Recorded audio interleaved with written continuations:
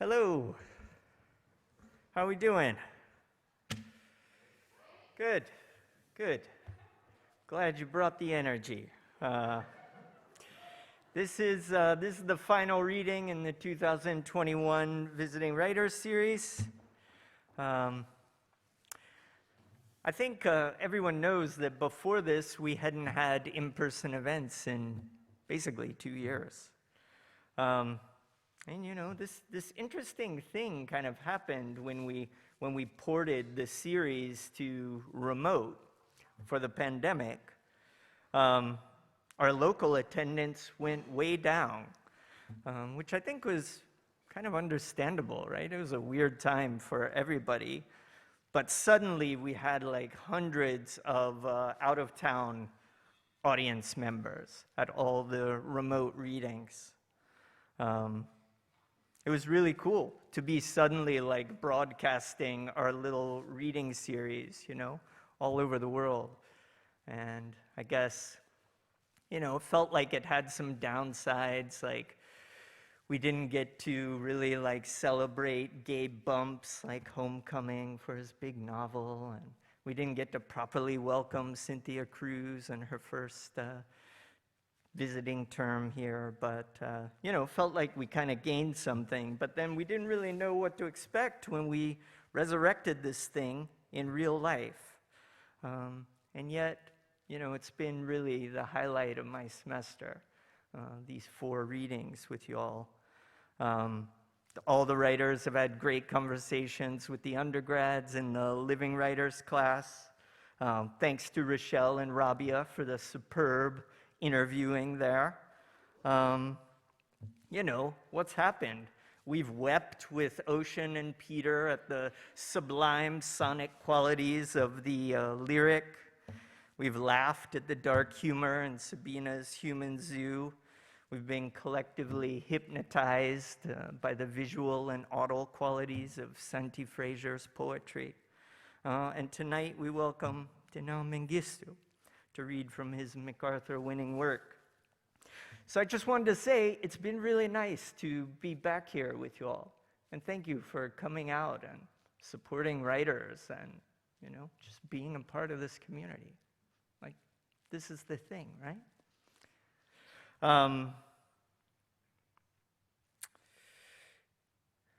Keep coming out. Keep coming out, you know. We seem to, you know, to some degree have things under control on this campus, and as surprising as that is to me. So we're gonna try and keep doing like safe events. Next up is the Juniper Festival in March. Many more details to follow soon. I'd be remiss in not mentioning that the Visiting Writers Series is a project of the MFA program and the Juniper Initiative. We get support from the Massachusetts Cultural Council, the UMass Arts Council, the English Department, and our generous alumni. I want to say, as I always do, thank you to Nat Harold of Amherst Books. I think a lot of you know by now that studying creative writing is all about the long game. And the long game in literature is pretty much completely dependent on independent bookstores. And we're blessed to have one of the best in the country in Amherst Books. Please buy Dinaw's books after the reading from Nat and shop there for your holiday gifts. That's my plug, Nat. Thank you to Leah and the staff of the chapel who run the media here. And before we get going, please take a second to turn off your cell phones and remember that the UMass indoor mask policy requires you to keep your mask on while you're inside any campus building. You are accepted from that tonight. Do you know? And now MFA faculty member Edie Madoff, whose latest book, Another Love Discourse, is coming out in May, will introduce Edie.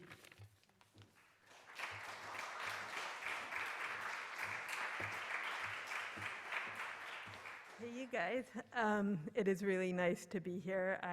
This is my first time back on campus in 2 years, so just feel a real welcome coming back here. And thank you, Parker. I always feel I want to emulate his folksy charm. It's true, it's charm. Okay, so here's my little spiel about our guest tonight. So every one of you sacrificed to get here in some way, but no writer writes sacrifice the way Dinaw Mengestu does, in my opinion. So thank you for laying aside whatever you did to come here and create this community. And after, we're going to have a Q&A, and please go see Nat, as Parker was saying. Dinaw Mengestu is a MacArthur Professor of the Humanities and Director of the Written Arts Program at Bard College, the author of 3 novels, all of which were named New York Times notable books, All Our Names in 2014, How to Read the Air in 2010, and The Beautiful Things That Heaven Bears in 2007. A native of Ethiopia who came with his family to the US at the age of 2, Mengestu is also a freelance journalist who has reported about life in Darfur, northern Uganda, and eastern Congo. A 2012 MacArthur Fellow, he is a recipient of a Lannan Literary Fellowship for Fiction, National Book Foundation 5 Under 35 Award, Guardian First Book Award, the LA Times Book Prize, among other honors. I'm just going to refer you to anti-Google for the rest. What you will find striking about the work of Mengestu, no matter his topic or zone, whether DC grocery store or university torn by revolution and repression, which is something you all know about, is how masterfully and delicately he highlights the intricate ways people shunted by circumstance seek to hold on to integrity and a sense of purpose. Your writer tonight is no misanthrope. A central character throughout all his work is this question of personal dignity. How does anyone find a code of ethics despite the outrageous fortune those with lesser ethics visit upon us? Clear in style, he works the realm of American naturalism, yet as if a cousin to the lucid despair of Ishiguro and the haunting of Sebald, the canny machinations in Kafka, he plumbs the slow accretion of memory. It's a great honor tonight to welcome Dinaw Mengestu.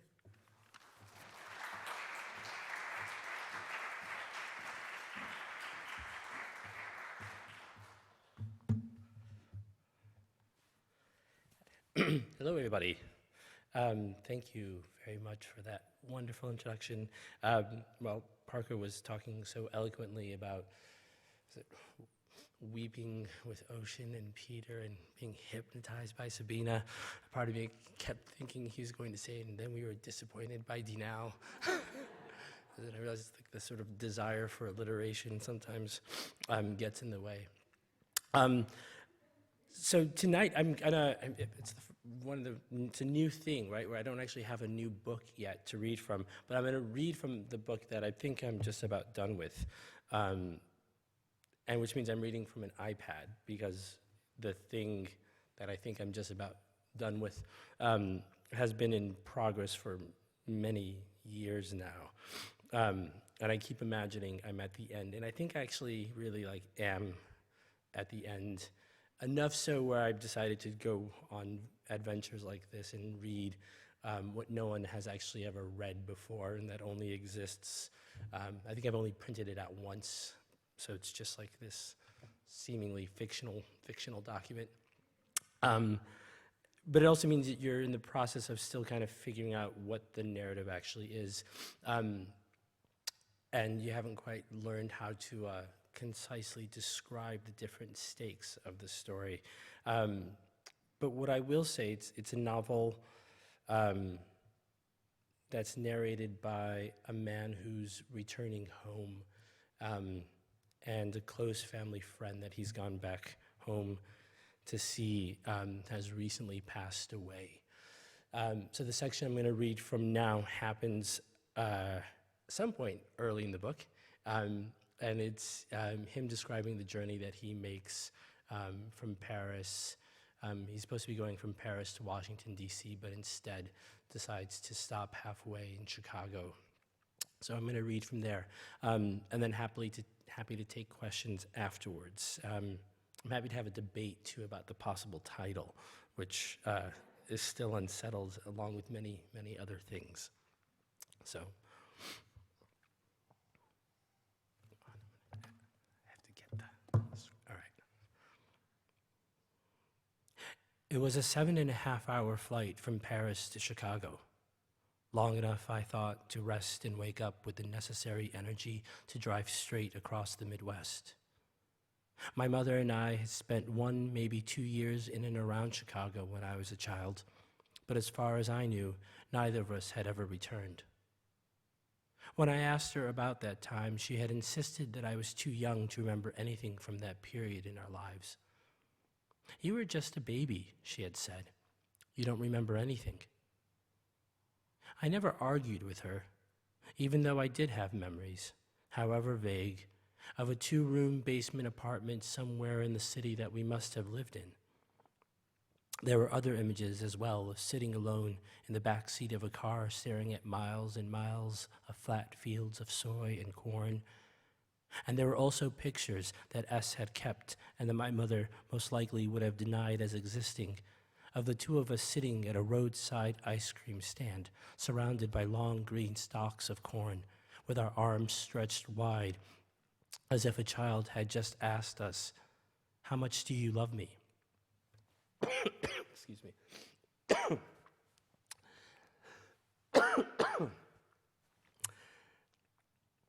And we, sorry. Descriptions of corn choke me up.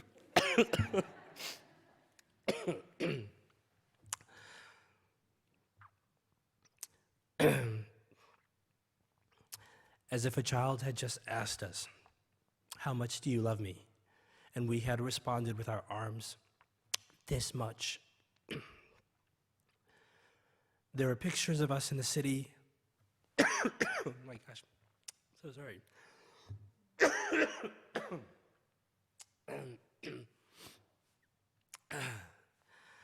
Okay. There are pictures of us in the city, standing at the base of a skyscraper or in front of a fountain with the city's skyline cast behind us. We're wearing shorts in some of the photos. In others, I could barely make out my mother's eyes under the layers of scarves she had wrapped around her face and neck. In none of the pictures was I a baby. At 2:36 p.m., 5 minutes behind schedule, my flight to Chicago closed its doors and began to taxi onto the runway. As the flight attendants came down the aisles, I tapped out a short text to my mother, who in roughly 4 hours would be on her way to the airport in Virginia to pick me up. I wrote about a problem in Paris and having to take a different flight that would be arriving much later. I ended with a promise to call when I landed.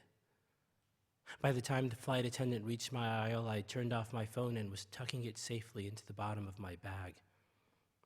My last thought before drifting off into sleep was of a class I had taken in college. I couldn't remember the exact title of the course, but I could still picture the professor clearly, even though I had never seen him since. He had a distinct arc of hair that swept over the top of his otherwise bald head, and a habit of wearing white shirts with too many buttons undone. He lectured often on the impermanent nature of seemingly fixed objects. Just because an object or even a person is in front of you means nothing, he would say. Things can be, and in fact almost always are, in more than one place at once. You are here in this room, in these desks, but so what? This is only one part of you, one version of you.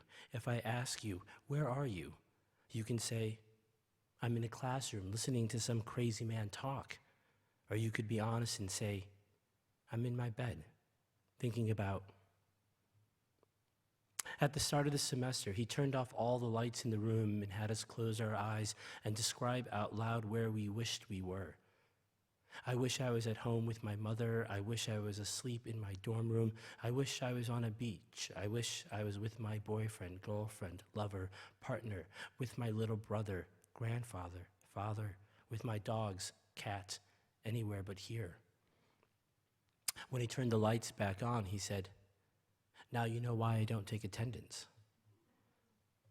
For our final assignment, he had us create what he called maps of our scattered existence, a way for us to see some of the vast terrain over which we were scattered, he said. He broke the project into phases because it was important, he claimed, that in this day and age we maintain a veneer of scientific precision, or no one will take us seriously. Think of what we're doing, he said, as a DNA test of the mind. Our job is to understand not where we are from, but rather where we are and where we've been, and in the end, where we might be going. Phase 1 consisted of cataloging as many important places in our lives as we could think of, places that we knew intimately and could and often did return to, physically or psychologically. The trip to Disney World when you were 10 doesn't count, he said, but a playground does. Childhood bedrooms, basements, backyards, swimming pools, summer homes, churches, mosques, synagogues, dentists and doctors' offices, laundromats, schools, gyms, homerooms, locker rooms, any place that you find yourself drifting off to and that you can see and describe clearly. Think big. Be expansive. There will be plenty of time later to edit things down, but for now, our goal is to try and capture as much of the world as we know. I could remember watching as the other students spent the bulk of one class writing, stopping only occasionally to ponder a name or an address. We were told we needed to have at least 20 places that we could describe in intimate detail in order for the project to work. By the time the class was over, I had 5. Over the next few days, I struggled to name even one more. And at the end of the week, I called my mother for help, even though we had been specifically told not to look beyond ourselves. If you can't remember it, the professor said, odds are it isn't relevant to the project. My mother and I spoke once, maybe twice a month at that point, which may not have been much compared to other families, but my mother rarely, if ever, complained. When I left home, she told me, what matters is that we talk. Even if it's only for 5 minutes, I don't care. Our conversations lasted for an hour, sometimes more. And the longer I was away from home, the more I recognized that there was something more than just maternal affection on the other end. Increasingly, there was humor and the occasional flash of regret and anger in my mother's voice. She asked me regularly if I had a girlfriend. On some days, she said, you don't need to be serious with anyone. On others, she said she worried I was out there in college all alone. I would be much happier, she said, if I knew you had someone. She asked about the friends she would most likely never meet and my evenings and weekends in the dorms while saying as little as possible about herself. Work is work, she would say. I go there, I come back, they pay me, and then I send all the money to your school. She would always remind me to call S and Elsa when I had a chance. They think I'm a terrible mother for letting you go so far away. But that's not true, is it? Letting you go was what I did right. When I called her that evening, I had a hard time explaining what I wanted her help with. I told her I was taking a psychology course on ontology, which I hoped would impress her. We're studying memory, I said, and I need your help. We need to come up with a list of places that we loved from our childhood, and the professor said we should ask our family. I don't understand, she said. This is a class? Yes, I said. It's for a class. I could hear what sounded like water running in the background. This is a joke. It's not a joke, I said, because I don't understand it, she said. What's supposed to be funny? It's for a philosophy class, I said. You're lying, she said. I can tell. I'm not, I promise. She turned off whatever was running. I thought I could hear her sitting down on the plush gray couch that took up most of the living room. This is a real class. Yes, it's a real class. What's the professor's name? Why does that matter? I want to talk to him. Why? That's none of your business. You can't call professors. I want to ask him a question. What? How can I get my money back? This is America. Refund. S had told me once that my mother was the funniest person he had ever met. The things she would say you wouldn't believe. When I pressed for more details, he retreated behind language. You can't say it in English. The words don't make sense and you wouldn't understand. As I got older, I saw more flashes of that humor as whatever it was that had kept it at bay began to diminish. And S was right. I didn't understand much of what made my mother laugh, but nor did I feel the need to. It was enough to be the occasional spectator, and when the opportunity presented itself, to do my best to keep up with her. It's too late, I told her. No refund. The class is almost over. She tissed. I'm worried about you, she said, now that I see what you're studying. What kind of job do you expect to get? People are going to ask, what can you do and what will you say? What playground do you like to play in? She continued for as long as she could. Is this part of your homework? To call your mother? And what do you study next? Before eventually circling back to the initial question I had asked. I don't know what you want me to tell you, she said. If we were going to the park, you said, okay. If I said we were going to school, you said, okay. If I said you were going to the hospital, you said, okay. You never asked to go anywhere. I used to think you were just trying to make me happy, but it was the same with food, clothes. Okay, MIA. Okay, Mommy. Elsa used to call you Professor Okay. Do you remember that? I lied and said I did. You never complained. You were happy wherever you went. The next day I met with my professor, and I told him that despite my best efforts, I would never come up with as many places as he wanted or believed was possible. He leaned forward in his chair and asked to see my list. I typed out a longer version of the same 4 places I had written in class. 1, the park a few blocks away from my home with a large picnic area and a trail that led into the woods. In the back of the woods, there was a footbridge and a stream. 2, my home. 3, S and Elsa's apartment. 4, the top floor of the library. Number 5, I wrote in by hand shortly after talking with my mother, the grocery store. The professor folded the piece of paper I had given him in half. A grocery store, she said. It was organic, I told him. Well then, he said, that explains everything. He folded the paper once more until it was a neat little square that fit perfectly into the palm of his hands. Most students, he said, have to be cut off. They come in with 100 places that they claim are very, very important to them. Their first grade classroom, their treehouse, the back seat of their car. I have to beg them to stop writing. He flicked the square across his desk and straight into my lap. Other than the grocery store, he said, is there anything about these places that you could elaborate on? What was your favorite room at home, for example? I shook my head. It was the first time I'd spoken it with him outside of class, and I wanted to tell him we didn't live in those kinds of apartments. In my mother's, there had been 1 bedroom with 2 twin beds on opposite sides of a room cleaved in half by a dresser and bamboo screen. The bathroom door was the only one that closed properly.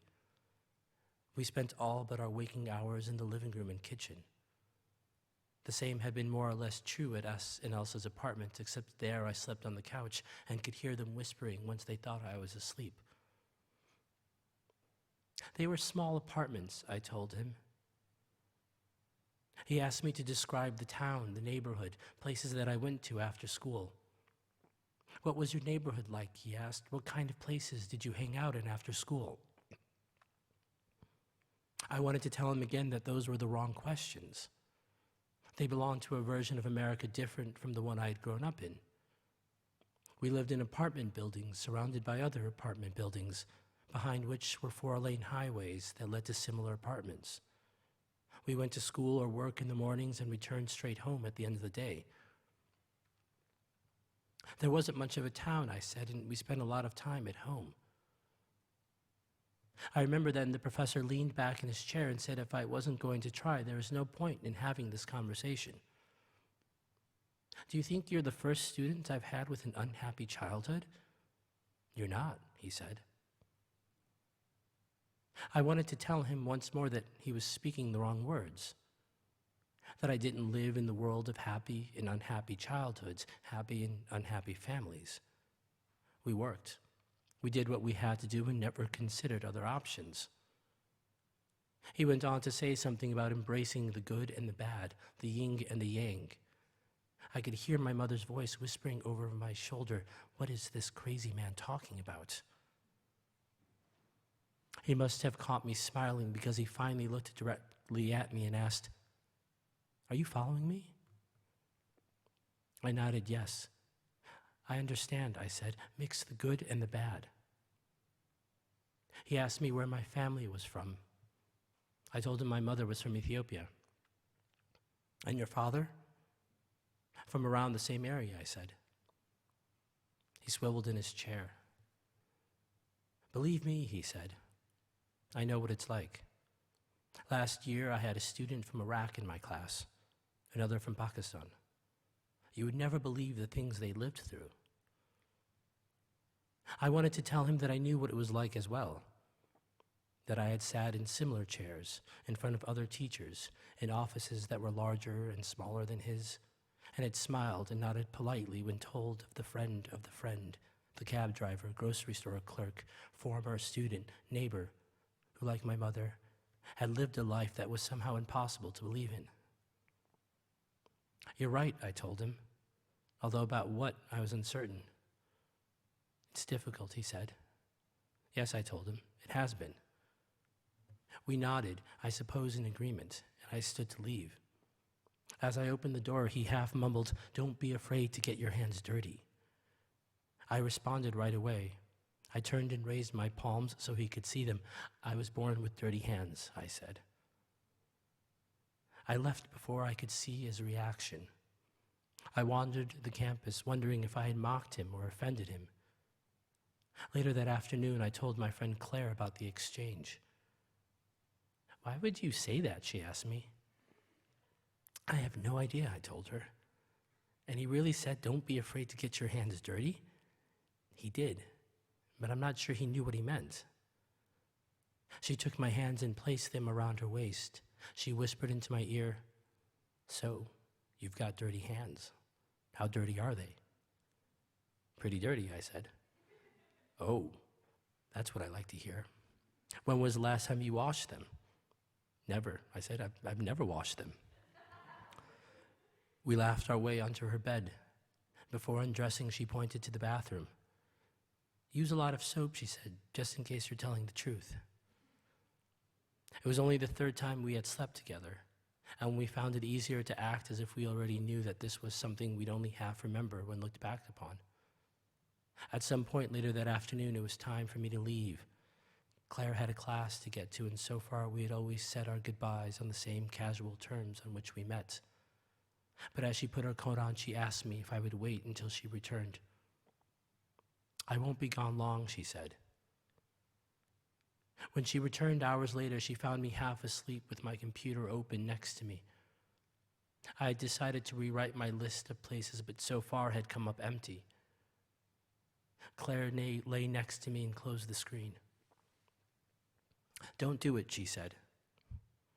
"What?" I asked her. "Don't give him what he wants. Don't tell him anything about yourself. Don't tell him about your home or your mother or anything. I've been thinking about it. Next year he's going to tell someone else, 'Oh, I had this student from Nigeria or Mali.' He won't remember your name, but he'll say, 'Bright kid, full of potential,' and boom. That's it. You're gone. You'll be like one of those animal trophies on a wall. You'll be hanging up there next to the kid from Iraq. 'This is my latest trophy, Africanus Americana.' And it won't matter what you say or write. The story is over. You're a means to an end, and the only thing you can do is never let them know you." Early in our friendship, Claire had described herself to me as unambiguously ethnic of ambiguous origin. When I asked her what that meant, she ran an imaginary zipper across her lips and said she would die before answering. Claire slid my computer off the bed. "You have to go now," she said. "This isn't a hotel. Go make something up and pretend that it's you." I did as she said. I went to my room and found in the pages of a stolen library book the fake license I'd come to college with. I had picked it up in a rural shopping mall at a store that sold novelty items alongside comic books and home cleaning supplies and a glass case full of elaborately shaped knives. There was a photo booth in the back of the store with a color-coded map of the United States hanging on the wall.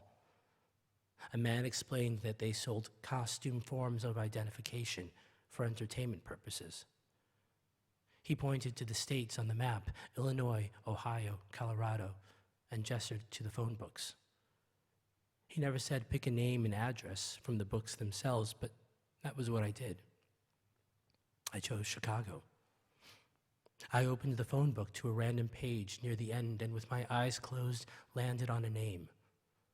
Christopher T. Williams of Park Forest Road.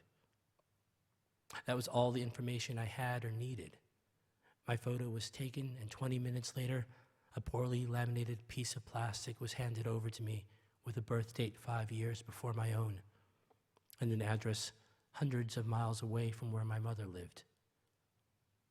The ID was of such poor quality I never risked using it, but I carried it in my wallet, and when the time came to leave for college, I stored it safely in between the pages of a novel. I wrote most of that night and for the bulk of the next 2 days. I consulted maps and encyclopedias and online archives for photographs, descriptions, newspapers. I closed my eyes for long stretches of time and tried to imagine a young man, more or less my height, as he cut through parks and playgrounds and shopping mall parking lots. I looked up the schools Christopher T. Williams would have gone to. I found pictures from old yearbooks. I mapped out the distances between school and his home, and then on a blank page, wrote it all down as if it had always been mine. Christopher T. Williams had been happy enough as a child, I decided. He was well-liked but not popular, private but not shy or quiet. In his yearbook, students wrote comments such as, "Hey, great to know you, you're a good guy." And "Hey, Chris, it's nice sitting next to you. Wish I knew you better." He was a runner, but not an athlete. There was a park a few blocks from his home with a large swimming pool and tennis courts. He ran there in the morning, especially in the spring or fall. He had a part-time job at a grocery store and a lawn care company. He rode his bike to school and work, except in the winter. There was a candy factory a few blocks from his home, and he imagined when he got older, he would work there. There were a string of diners that he went to after school and Saturday afternoons, sometimes with friends. He went to the movies. He would pay for an early matinee and then linger in the bathroom until it was safe to sneak into whatever was playing next. As he got older, he would take the train downtown and walk along one of the narrow city beaches. He would wait until the beaches and park that surrounded them had emptied out before deciding it was time to head back home. He would wonder then, as he walked back to the train, if he would make it back safely, if there wasn't someone following him or waiting in an alley or a tunnel to attack. When I finished the next day, I showed Claire what I had done. "Look," I said, "I made it up, just like you told me." I handed her the license. I got it in high school, but I never had any use for it until now. She held the license next to my face. "It looks like you made this in your dorm room. Doesn't even look like you." I was skinnier then. "It's like you, but twice removed." I tried to explain to her how much time I'd spent creating a life that wasn't mine and what it meant to do so. I told her I felt like I could see the life of Christopher T. Williams better than I could see my own. "That's disturbing," she said, "but I'm not surprised. Sometimes I look at you and think things go right through you. You're like a donut. There's a hole in the middle where something solid could be. She kissed me on the cheek, and while her face was still close to mine, she added, "And that's why I know this is going to end." And I'll stop there.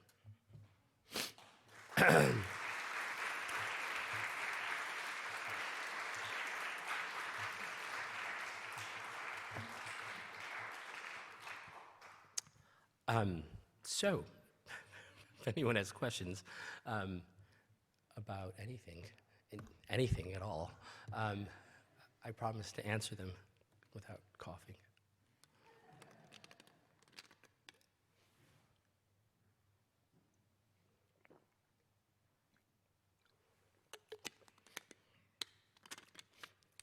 It always just takes one brave soul.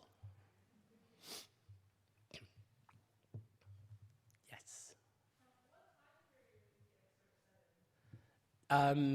Right now, so this is, in that section, it's him looking back on his college years. But it would be now. I mean, actually, a little bit, he would be, yeah, like now.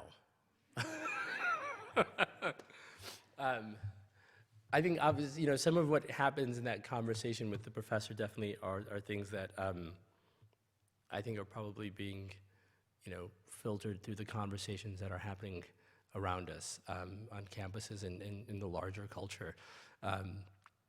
So even though it would probably be a few years back, I think those conversations were actually already starting to happen for many of us. They just hadn't entered the public consciousness the same way that they have now, but they are not new to a certain discourse. I think they're new in the sense that they're happening on a much larger scale. But that sense of wondering just exactly how your narrative fits into the larger narrative and feeling like maybe they don't actually cohere is something that seems like, has been with us for a while.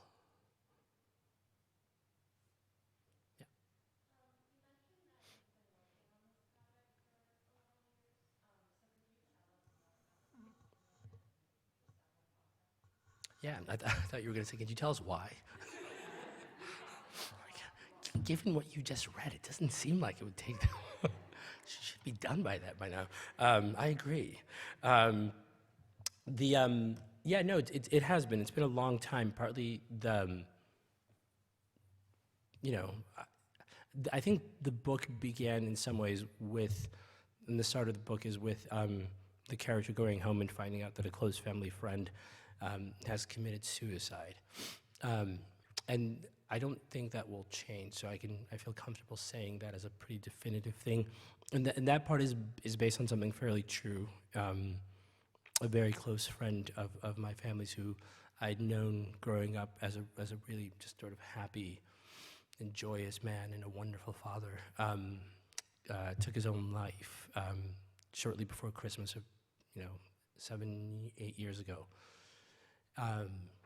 And I wrote about it this is why I can talk about it, because I wrote about it I was supposed to be doing a kind of a little mini profile for a magazine about Washington, D.C., and instead of doing a profile of, the city and the Ethiopian community in Washington, D.C., I wrote about him.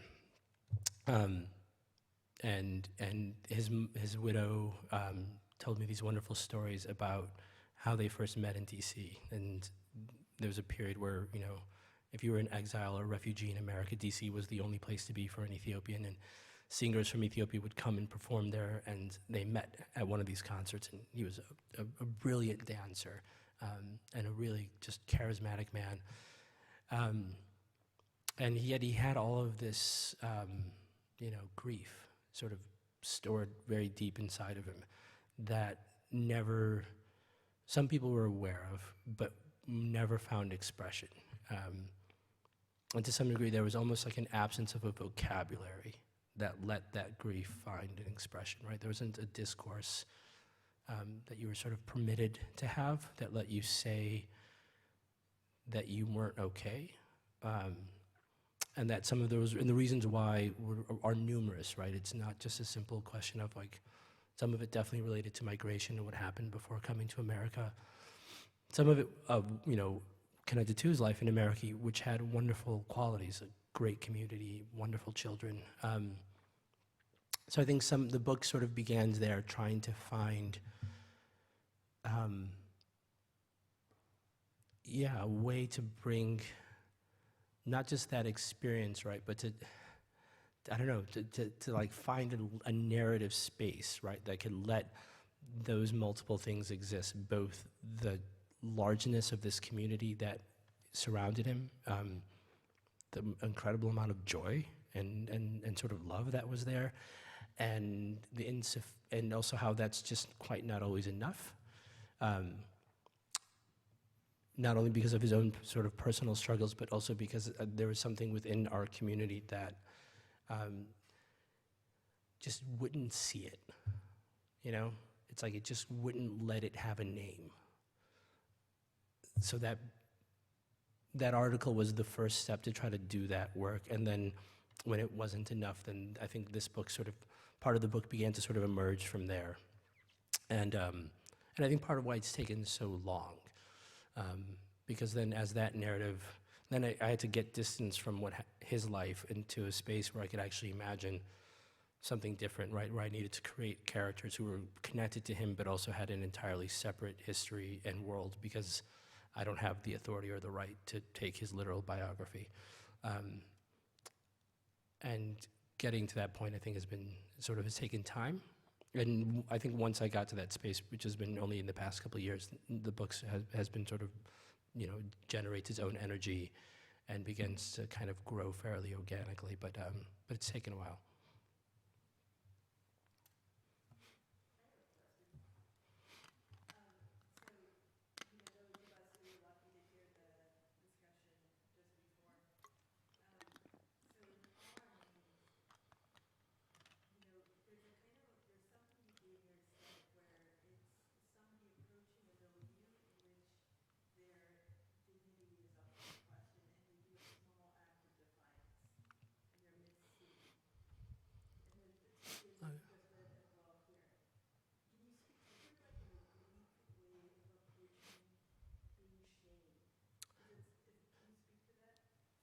Yeah, that's true. There's a way in which the characters sort of confront something that to some degree is taking something away from who they are, and their unwillingness to give that up. But they don't ever stand up in kind of overt defiance, right? They, like in this case, he sort of sits quietly and smiles and seems like he's going along with it. I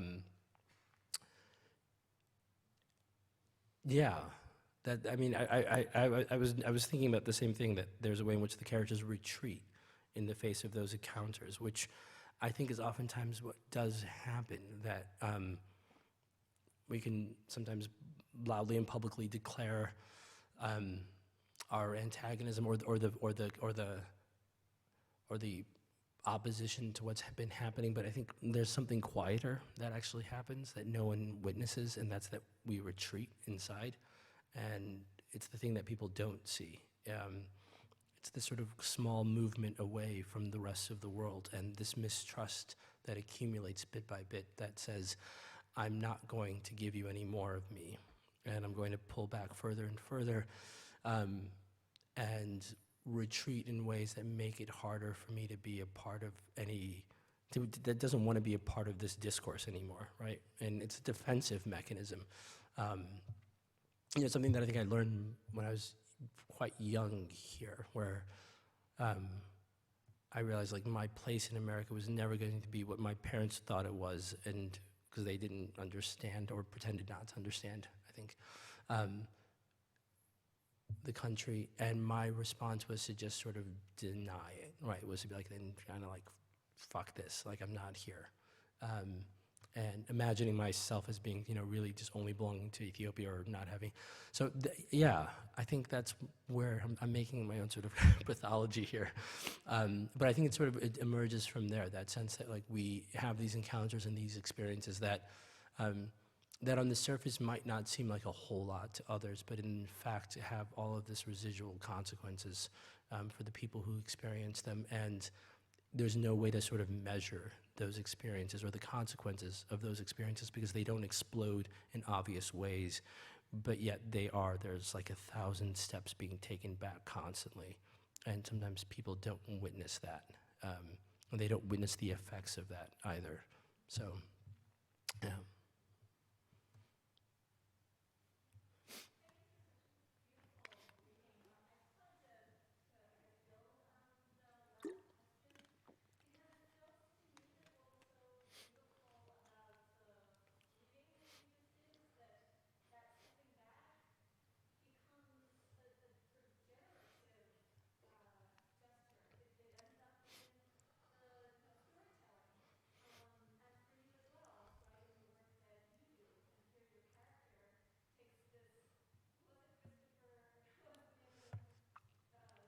Yeah.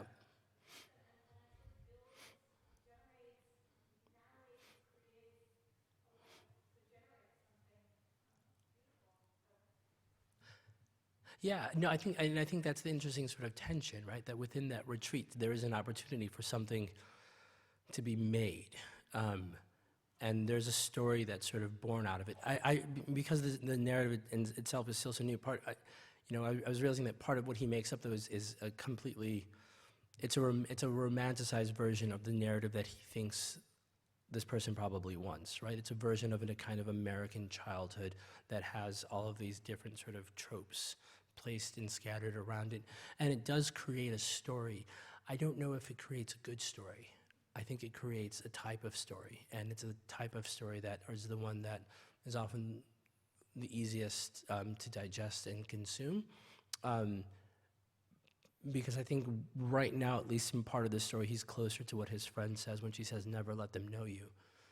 And what he's doing is kind of responding to that sentiment and that idea by creating a narrative that makes sure that can't happen, right? It's like, I'll give you this version of me because that will then make it more difficult for you to ask questions, right? I'll tell you this, and it doesn't matter how fabricated it is. It gives you a story, and you're likely to believe in that narrative because it's a narrative that you're already familiar with, and it feels familiar to you because the other story doesn't fit into a framework that perhaps is going to be accepted or can be sort of read in the way that he wants it to be. So it does, but it's always struggling with that tension between wanting to think of the consequences of something and also feeling like there is more than just the negative space that's created by an action, right? That within that retreat, something does get forged, possibly. So, yeah.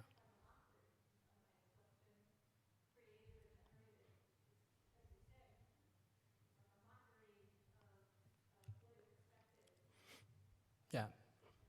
Yeah.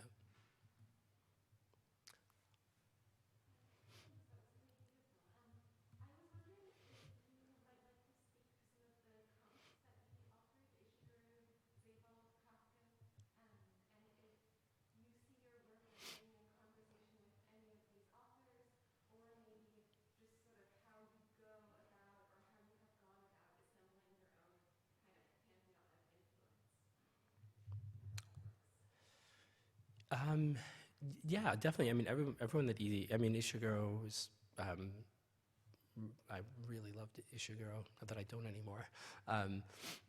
Sebald, definitely. Kafka, we talked a little bit about, and I never thought. I mean, I've read and loved the work, and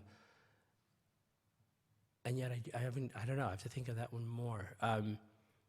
But the influences aren't. I think early. Maybe my first two books, I could feel the significance of very particular texts that made those books possible. Like Housekeeping, when I first began writing, seemed like, a narrative I could return to time and time again. Naipaul in all of his challenges, in a very sort of similar way, and same thing with Saul Bellows and Allison. Less so now. I feel like it's less about one particular sort of text and more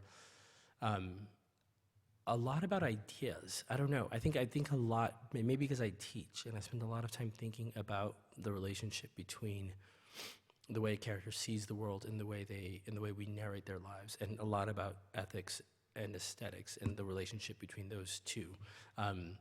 So like, I've been rereading a lot of Susan Sontag's essays on photography and on, regarding the pain of others, and thinking about that relationship between how we kind of narrate and depict the world. And that's, I don't know, it's been really essential to how I've been writing this book. A lot of photography and a lot of visual art too, yeah.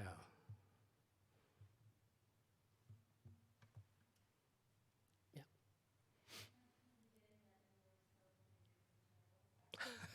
I don't know if anyone's gonna take me up on that.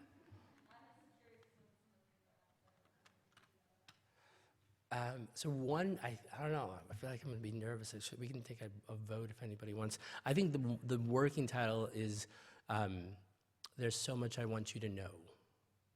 But I also don't know if that's too many syllables.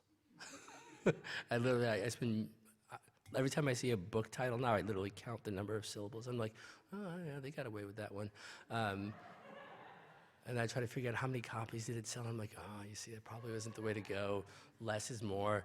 No, I'm joking about that. But yeah, I think that's the title. I wanted to use Never Let Them Know You, but it's too close to Ishiguro's Never Let Me Go. And I don't think I'm gonna get that book, changed, so.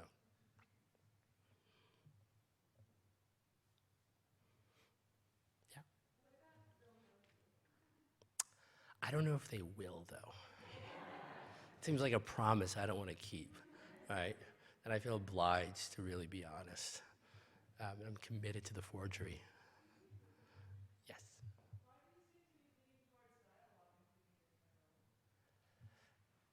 Could you just repeat that? That's a good question. I don't know.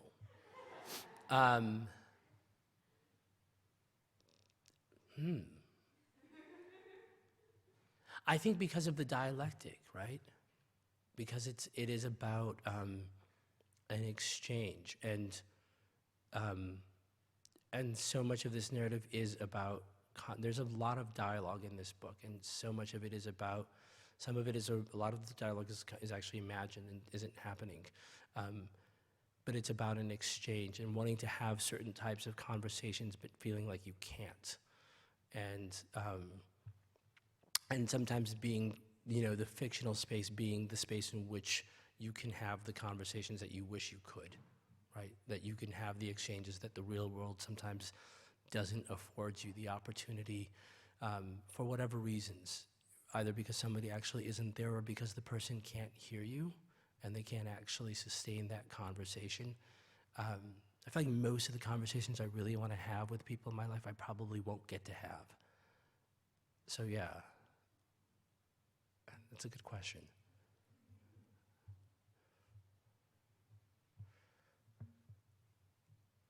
So I've been trying to recalibrate how I heard your reading now that I have Sontag in my background.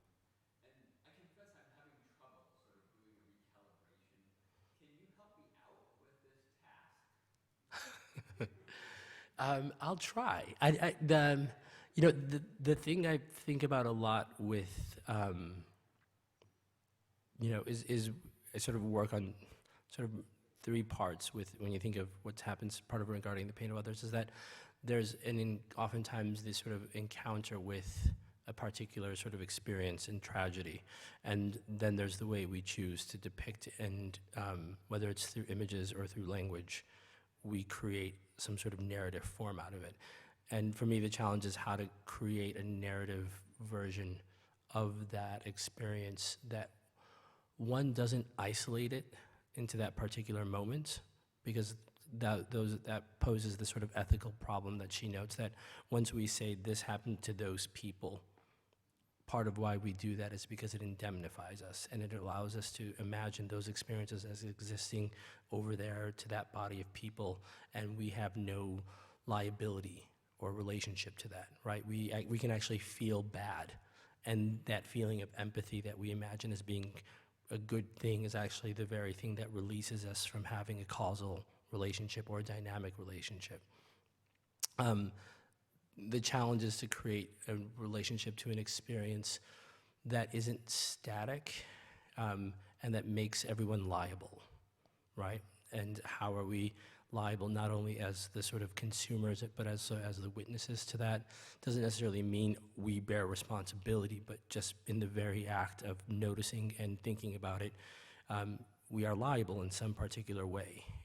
But also means as the maker of that, right? Like, there has to be a way in which the process of creating that experience is embedded in the thing, so it doesn't feel like it's an objective version of reality, but is in fact something that I've chosen and that I've made, which means it's limited and it's flawed. And my liability enters the narrative that way. So,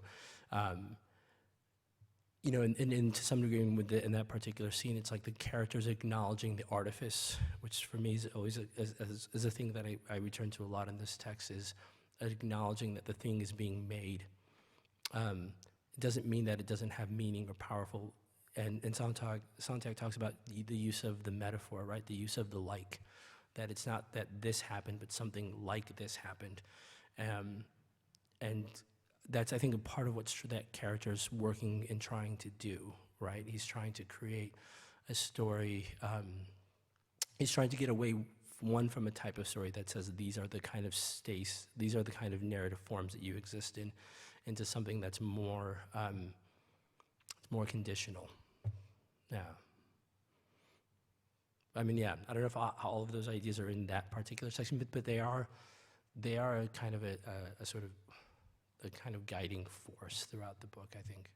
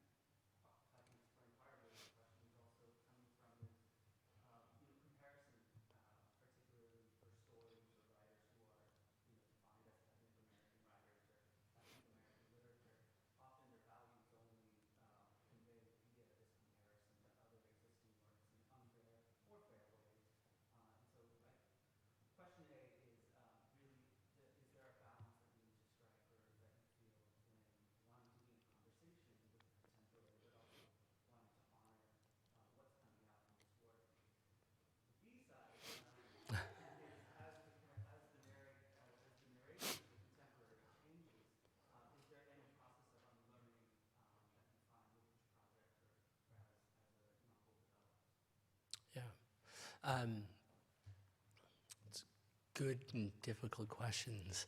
You know, I'd say in terms of the contemporary, right? And I think maybe some of what I was trying to sort of gesture to at the beginning is the idea that these actually aren't contemporary sort of things in a certain way, right? They feel of the moment only because they're getting to a scale that makes them public.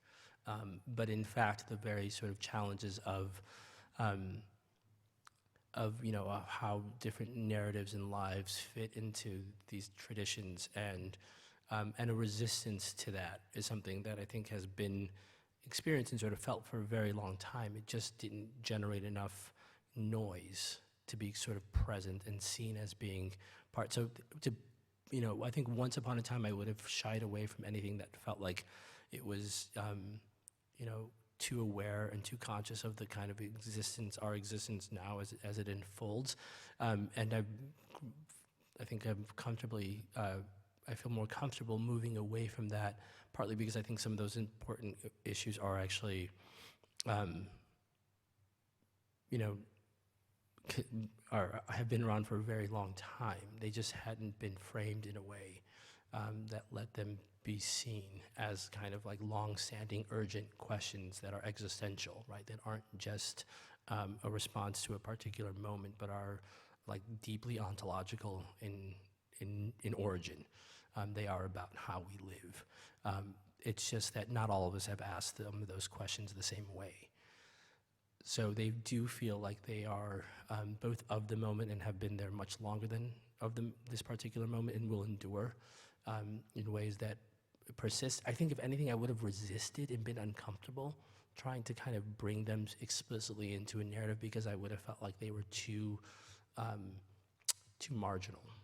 I would have felt like they actually were going to be too specific and didn't have the depth to rise to, like, you know, what you think the types of questions a novel should have taken, and only because I wouldn't have seen their worth and my worth in engaging with them. I wouldn't have trusted that value for a very long time. So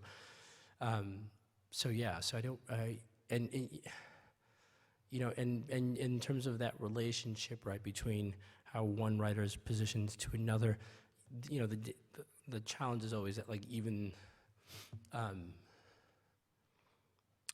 it very quickly signals like there's a kind of, that there's enough, right? It's like when, it's like, well, there's X and X and X, and therefore we reach a certain imaginary threshold, because now that we've gotten X and X and so, we have enough of those types of narrative experiences, which is always the, you know, persistent anxiety and sort of reality, I think, to some degree. What the second part of the question was?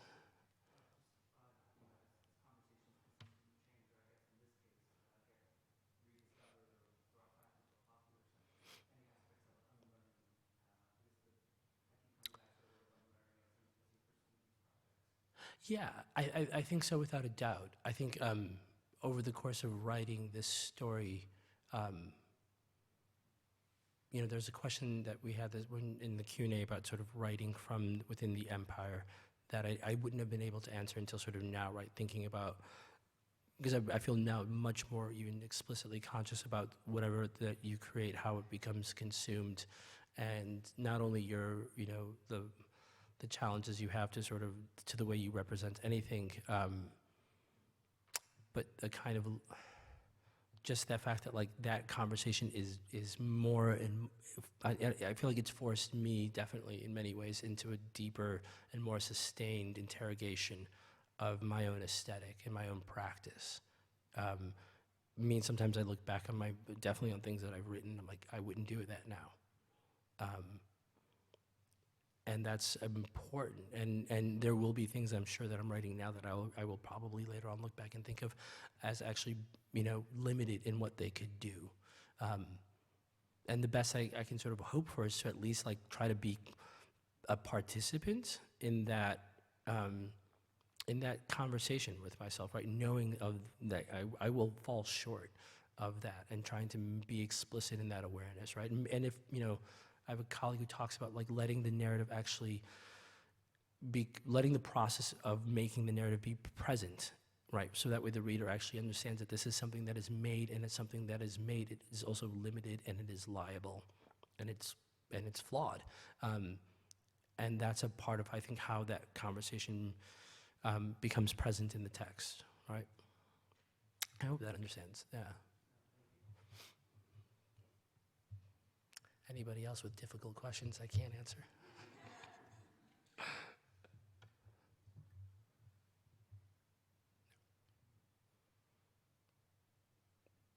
Nope. All right. Thank you.